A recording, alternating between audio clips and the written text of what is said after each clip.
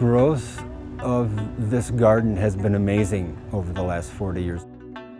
The character of this garden wasn't anything like it then. It was very immature.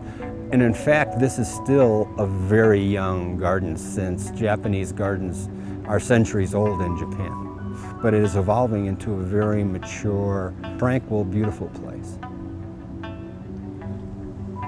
There are many Japanese gardens in the United States.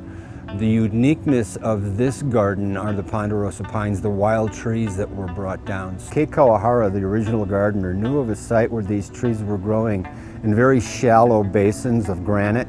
And so we would come up to a tree and wiggle the trunk a little bit. And if the ground would move, we knew we could take the entire root system out. So in 1979, I was a member of the Rocky Mountain Bonsai Society.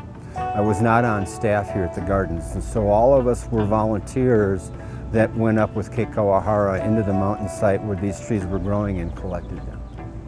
Landscape architect who designed here was Koichi Kawana, who was very well known and then also popular in the United States. And he designed Japanese garden in Chicago Botanic Gardens, and then also Missouri Botanic Garden in St. Louis. So Japanese Garden Tea House was built in the same time, 1979. And along with the main gate of Japanese Garden, so was a bridge.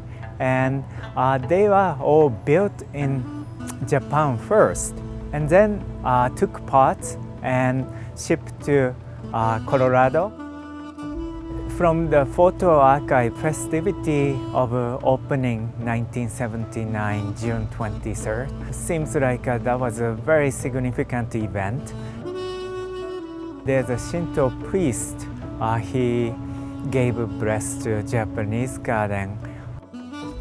I started taking care of Japanese garden around 2002.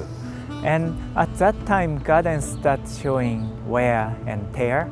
So we partnership with Sadafumi Uchiyama, who's a curator of Portland Japanese Garden, and he helped us to evaluate this garden and then also create master plan of renovation of restoration. Last major construction was 2012.